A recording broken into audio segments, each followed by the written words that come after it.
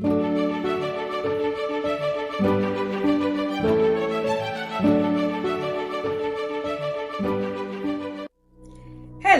welcome back to Coffee with Me. This is the end of the year.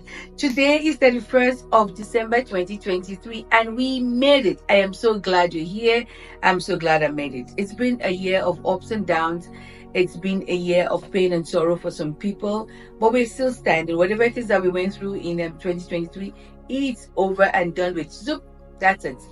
I looked at myself when I was getting ready to do this and I'd thought, oh my word, I think I ate away all my pains and sorrow for 2023. I'm bigger, but let's not talk about that. My child will say we don't talk about Bruno, so let's leave it like that. We don't talk about Bruno. Let's look ahead to 2024. This is the year, or this is the time, this is the time when people make New Year resolutions. I make New Year resolutions every year to lose weight. It's not so, it doesn't happen, because rather than go that way, I go the opposite way. But this is the year when people make New Year resolutions, and I wonder, what is the essence of this? What are we really doing?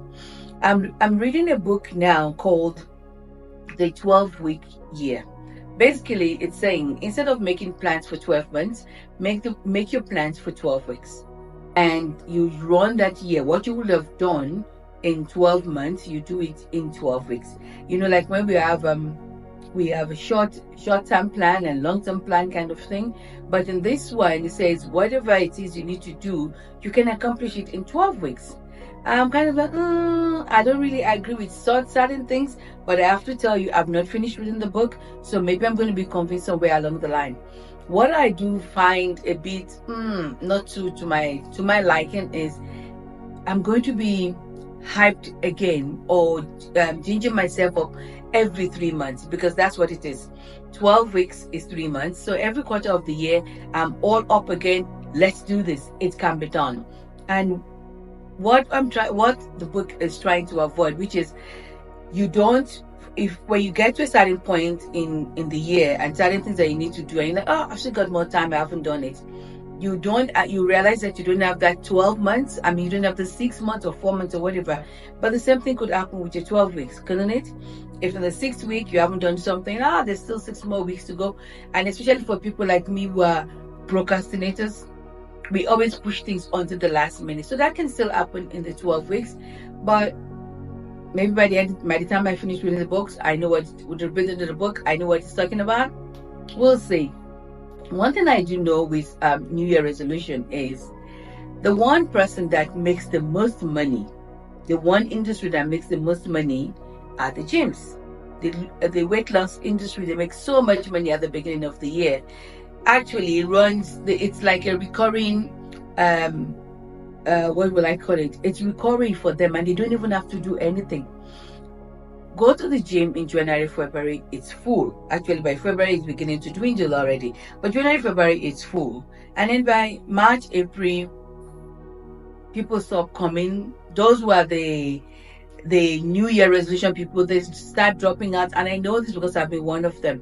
The thing is, even after you've dropped out, you've already signed a contract for a year or 2 years, 12 to 24 months. The gym is making money out of you, whether you show up or not. None of the business.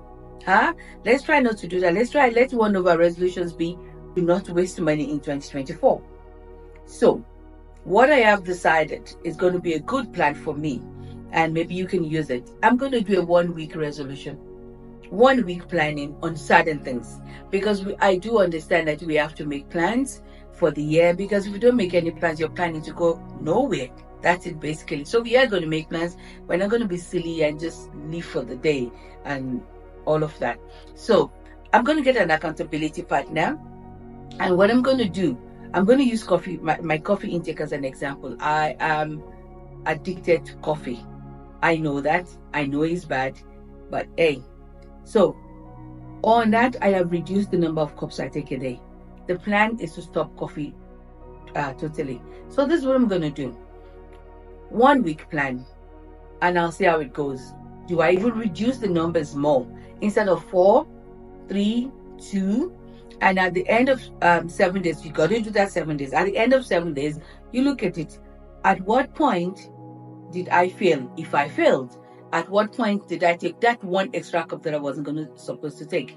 At what point? What happened? And then what is the stress factor there that made me take that coffee? What happened? And I think if after 1 week I'm able to do that, gradually I will make it further. So it's not just the 7 days, and then it's 9 days, it's 10 days, it's 2 weeks, and it's 3 weeks. And I think if you take gradual steps, it works. That's what I think. I have done it with other things and it has worked. So the coffee just seems to be, oh my word, am I going to get away from this coffee? But anyway, we'll see. So I'm wishing you all a happy new year. I know I haven't been as faithful in recording this year as I was in the years past, but stuff just happened. Another, we don't talk about Bruno thing. Next year is going to be much better. I pray next year is going to be much better for you. In fact, I'm saying already, 2024 was a good year. Yeah, it's my prophecy. 2024 was a good year. We've got to have self-fulfilling prophecy for ourselves now. So 2024 was a good year. And talking about prophecy, let me end with this. So the Ghanaian police has warned what they call doomsday prophecies.